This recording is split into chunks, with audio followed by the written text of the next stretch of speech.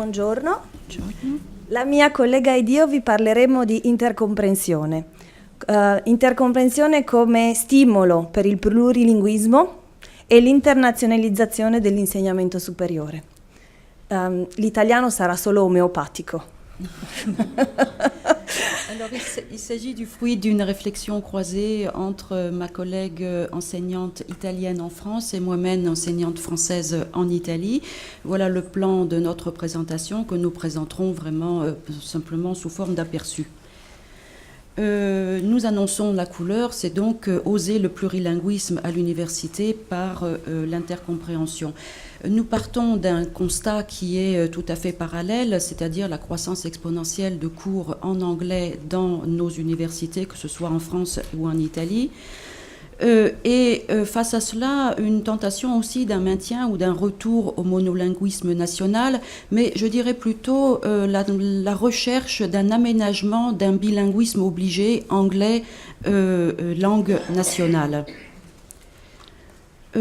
Alors, quelles sont les voies complémentaires pour une internationalisation véritablement bilingue? C'est bien sûr d'abord l'enseignement des langues. De ce point de vue, pour le français, nous ne lirons pas ici les chiffres qui sont indiqués, ce sont simplement des petits exemples. Il nous semble que les universités françaises n'ont aucune excuse à passer entièrement à l'anglais, vu le nombre d'apprenants francophones dans le monde. Mais la question se pose tout à fait différemment pour les grandes langues et les petites langues, chère à ma collègue Martine de Rivry. L'italien est langue modime, langue moins diffusée et moins enseignée, des langues qui ont fait l'objet d'une certaine attention du Conseil de l'Europe, attention qui, nous semble-t-il, va plutôt vers une diminution. Alors, il existe encore des colloques, des associations, mais les collègues de langue modime se débattent furieusement au milieu d'une croissance de l'hégémonie de l'anglais. Un exemple encore, le site de support du programme Erasmus prévoit des parcours en auto-formation, mais de nouveau, ce sont les grandes langues qui sont les plus développées, et seules 3 langues modimes sont effectivement développées jusqu'à un niveau B2, c'est l'italien, le néerlandais, le portugais. Pour les autres langues, on en reste à un niveau A1 de simple survie à l'arrivée à l'aéroport. Deuxième option pour injecter le plurilinguisme, c'est les pratiques plurilingues. Nous pratiquons l'intercompréhension entre enseignants du réseau auquel je participe, mais c'est de l'intercompréhension entre langue nationale et langue régionale. Donc là, vous avez un exemple, un extrait d'échange de courrier-mail entre moi-même et d'autres collègues dont vous pouvez imaginer la nationalité. Alors l'état du débat en Italie plus particulièrement, puisque celui en France peut-être a été déjà fort bien présenté par nos collègues qui nous ont précédés, nous nous focaliserons uniquement sur 2 points de ce débat en Italie, les 2 fronts qui s'y opposent et une petite interrogation sur les dernières positions de Tullio De Mauro. Alors, en faveur de l'internalisation en anglais, qui trouvons-nous en Italie? Eh bien sûr, les gestionnaires universitaires, toutes catégories confondues, et on voit là l'impact vraiment catastrophique des procédures d'évaluation basées sur des indices quantitatifs, le nombre d'étudiants étrangers, le nombre d'enseignants étrangers, le taux d'attraction, etc. Mais s'y ajoute aussi, c'est notre numéro 2, l'importance, me semble-t-il, croissante des communicants au sein des politiques linguistiques, c'est-à-dire que les politiques de communication publique des universités sont mises aux mains de communicants qui éventuellement traduisent en anglais, mais finissent par imposer leur propre discours. C'est un aspect qui a été très bien mis en évidence par notre collègue Geoffrey Gaspard de Bruxelles, qui met en évidence que l'efficacité de ce discours promotionnel sur des maquettes en anglais est finalement minée par la totale homogénéisation, ce qui fait qu'à la fin on ne sait plus très bien pourquoi on irait en mobilité sur des programmes qui se ressemblent tous. Dans un article récent, il met en lien aussi la perte d'autonomie institutionnelle des universités elles-mêmes avec une perte d'autonomie discursive, justement sur ces présentations dans les maquettes. S'y ajoutent en Italie des journalistes d'opinion, je citerai uniquement ici Beppe Cervenini, qui est une personnalité qui a une certaine influence, qui ne cesse d'insister sur l'aspect ringard, justement, du recours, enfin de la lutte contre l'anglicisation massive.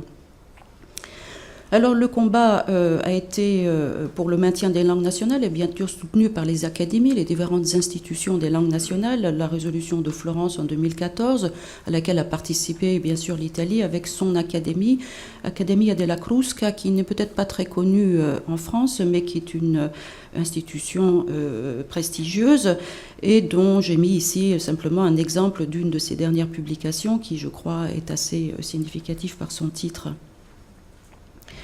Alors contre le tout anglais, c'est la voie judiciaire qui a obtenu un certain succès en Italie. Je ne reviendrai pas sur cette sentence du Conseil d'État italien suite à un recours devant la Cour constitutionnelle.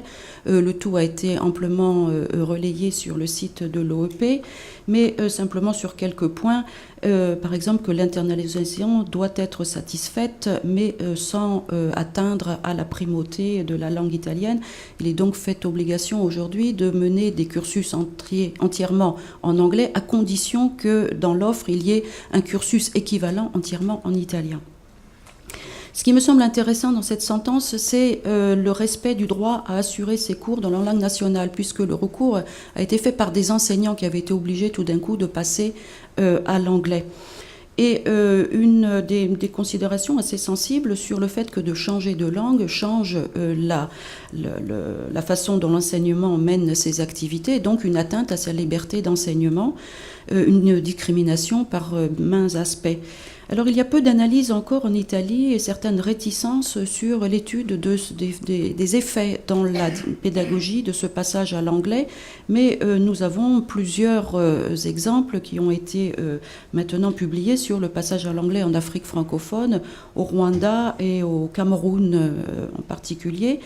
En France aussi, la considération qui est la plus diffusée par les professeurs lorsqu'on les interroge, c'est la perte de nuances et de subtilité de leurs cours lorsqu'ils sont obligés d'aller donner en anglais, même s'ils maîtrisent fort bien cette langue.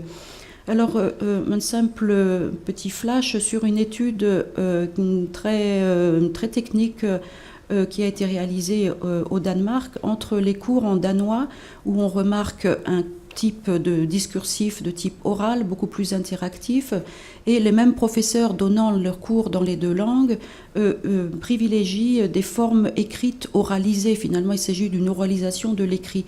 C'est ainsi que Thorgersen en vient à parler d'un glissement de la fonction du professeur. Au lieu d'être un guide, ce qu'il fait dans sa langue maternelle, un guide dans le savoir et le discours disciplinaire, il devient une sorte de coach, d'entraîneur, qui va entraîner les étudiants à suivre son exemple. Oui, les effets du changement de langue se voient aussi dans nos forums. Donc en pratique, quand les étudiants échangent, on se rend compte que là, c'est un échange. Ce sont deux messages écrits par des étudiantes de langue créole, maternelle créole, de Maurice. Alors la Farzana, qui écrit en français, a un discours, une proclamation qui est plus construite. Elle fait le devoir que le demande le prof. Alors que Lovkosh, qui répond à Mathilde, donc déjà il comprend l'italien et ensuite il lui répond en créole de Maurice en mettant en acte une proclamation qui est plus nuancée et plus polylogale, si on veut dire. Alors pourquoi Tullio De Mauro? Le regretté Tullio De Mauro a bien sûr participé, je crois, à nos réunions. Il me semble qu'il était à Rome dans une de nos réunions de l'OEP. Certains se sont peut-être interrogés de voir ses conclusions sur son dernier ouvrage, Troppe lingue per una democrazia, où il conclut sur un appel à l'utilisation comme langue, non pas unique, mais comme langue privilégiée de l'anglais, qui permettrait une véritable communication démocratique et participative en Europe. Je pense qu'il est utile de préciser la pensée de Mauro en regardant un entretien télévisé qu'il a donné sur Rai 3, où on comprend mieux ses déclarations.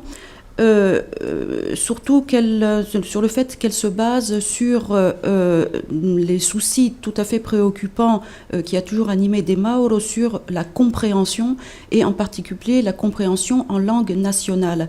Donc il faut rappeler que son concept d'educazione linguistica a toujours été suivi de l'adjectif democratica, et c'est dans ce souci essentiel de démocratie, de participation démocratique qu'il faut lire, je pense, cet ouvrage de De Mauro. Et bien sûr, il n'a pas changé d'idée, il y a toujours un soutien sur l'intercompréhension, le plurilinguisme, mais il en conclut sur la nécessité absolue de formation d'enseignants d'anglais au niveau scolaire afin que l'anglais soit acquis au niveau scolaire. Ce n'est pas tout à fait l'université. Alors, je pense qu'il faut prendre en compte cette idée tout de même de l'anglais comme ouverture à une participation démocratique, surtout vu les difficultés politiques actuelles. Une enquête que j'avais réalisée sur les représentations, les motivations à suivre un cours d'intercompréhension mettait bien en évidence que l'anglais pour nos étudiants n'est pas l'intercompréhension est une communication qui leur apparaît tout à fait complémentaire, mais jamais alternative à l'anglais, et la maîtrise de l'anglais ouvre même à un intérêt pour l'intercompréhension.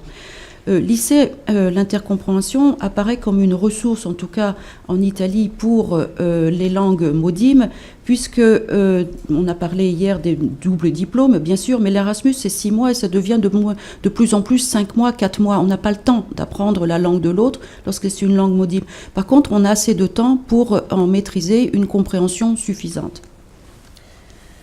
Alors, chez nous, l'intercompréhension s'est faite et a pu s'insérer grâce au projet européen. Donc, c'est grâce au projet européen que nous travaillons depuis 2003 sur des plateformes d'intercompréhension en ligne. Nous en avons créé plusieurs. La dernière, qui est plus performante parce qu'elle est flexible et adaptive, elle propose des formations à l'intercompréhension en ligne, des ressources pour les enseignants, un référentiel de compétences qui peut être utilisé en amont et en aval de la formation, donc pour préparer et pour évaluer des compétences. La plateforme réunit un réseau de partenaires que nous voulons de plus en plus ample pour pouvoir développer les formations à l'intercompréhension et pour pouvoir un peu différencier les niveaux. Nous avons une association à laquelle nous appartenons, c'est l'APICAD, qui est née du projet et qui nous permet de maintenir en vie notre réseau. Voici un petit aperçu des partenaires. On a essayé de réunir la romanophonie dans notre projet Myriadi. Entre 2004 et 2018, nous avons quelques chiffres que vous pouvez parcourir rapidement. Plus de presque désormais, avec les nouvelles sessions Myriadi, peut-être presque 10 000 inscriptions. En moyenne, on échange environ 900 messages par session et on réunit une centaine de personnes, donc chacune écrivant dans sa langue maternelle. Alors, le dernier projet en date, c'est le projet EVALIC qui vise à créer un protocole d'évaluation des compétences en lycée. Par là, nous espérons favoriser une certaine institutionnalisation et une véritable insertion de lycée dans les cursus. Bon, je vous donne l'exemple de mon université, l'Università Lyon 2. A Lione abbiamo corsi di intercomprensione dal 2002. Abbiamo iniziato nel 2002 con un piccolo corso di intercomprensione inserito in un corso di lingua portoghese. Aujourd'hui, nous sommes à 137 étudiants. Nous avons ouvert 6 cours, dont 9 cours, dont 3 annuels. Et l'intercompréhension a beaucoup de succès. Nous avons pu, donc, grâce à ces chiffres, imaginer 2 niveaux d'intercompréhension, donc une progression sur 4 semestres. Au premier semestre, les étudiants se rencontrent en ligne avec d'autres étudiants d'autres nationalités, ils échangent, ils découvrent, ils s'amusent. Au deuxième semestre, ils commencent à rationaliser et à encadrer ces stratégies qu'ils ont apprises, des stratégies de communication en intercompréhension écrite au premier semestre. Donc au second semestre, ils commencent à appliquer ces stratégies à la compréhension de textes dans des langues nationales et régionales. Au troisième semestre, ils font du télétandem, donc de l'intercompréhension orale en visioconférence. Et au quatrième semestre, ils systématisent ce qu'ils ont appris au premier semestre et en plus, ils font de l'intercompréhension sur des textes oraux, donc en continu, ce qui est le plus difficile, par exemple, en regardant un journal télévisé, etc. Voici un exemple d'écran. Là, ça se voit mal, mais après, on vous fera passer la présentation et vous pourrez regarder les slides de près. Les étudiants, ils échangent chacun dans sa langue maternelle et ils construisent des choses. Ils travaillent les uns avec les autres. Donc, le travail, il est collaboratif, partage et plurilingue. Voici 2 petits exemples de retour après une session. Les étudiants disent que, et en réalité, ce qu'ils aiment, c'est qu'ils découvrent d'autres cultures, ils découvrent d'autres langues et ils apprennent qu'il n'y a pas de barrière entre les langues. Et que, contrairement à ce qu'ils apprennent d'habitude, la diversité des langues n'est pas difficile à dépasser et qu'on peut dialoguer, même si on ne parle pas la même langue. On peut apprendre plein de langues de manière non académique. Et on peut s'efforcer à comprendre l'autre. Et c'est une véritable source de création, de motivation et de renforcement de l'empathie et du respect des autres. Donc, une conséquence, on apprend de manière totalement différente. L'impact des technologies fait que les étudiants utilisent les technologies pour se parler, pour se rencontrer. C'est presque fini, parfait.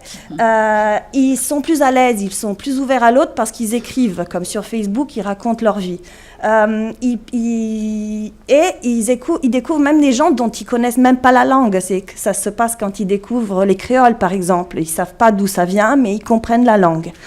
Les TIS, donc, sont un moyen de mettre en contact des humains. Donc ça, je veux bien le souligner, et de permettre aux étudiants de s'autonomiser de plus en plus et de se rendre compte de leur apprentissage, de leur potentiel. Ils ont un grand potentiel linguistique et il nous a fallu, pour nous à Lyon, 15 ans pour faire en sorte qu'ils s'en rendent compte. En conclusion, nous pourrions dire que la perspective de l'apprentissage sur nos plateformes et dans nos formations change et elle prend en compte d'abord la collaboration, l'apprentissage collaboratif et une sorte d'approche éthique et humaniste qui fait que l'étudiant est vu comme un être humain complexe avec des sentiments, des émotions qui, comme on l'a dit, favorisent l'apprentissage. Et la confrontation à l'autre, l'acceptation de l'altérité et l'inclusion dans une société bien que virtuelle sont des aspects à ne pas négliger. Donc voici nos préconisations pour l'avenir. En fait, à notre avis, il faudrait intégrer la communication et l'intercompréhension dans les politiques linguistiques des universités et surtout, il faudrait intégrer l'idée qu'on peut comprendre sans nécessairement produire en langue étrangère. Les étudiants dans certaines universités peuvent passer, dans l'Università Pontificia ou de Fribourg, peuvent passer des examens dans une langue au choix. Et l'enseignant est formé pour comprendre cette langue. Donc, à notre avis, il faudrait commencer à former aussi les enseignants à l'intercompréhension et non seulement les professeurs de langue. Et le petit exemple de Lyon, nous, on l'a inséré dans le curriculum de notre université grâce à un vote au conseil de faculté en 2016. Et donc maintenant, à Lyon 2, l'intercompréhension est une discipline. Voilà, merci.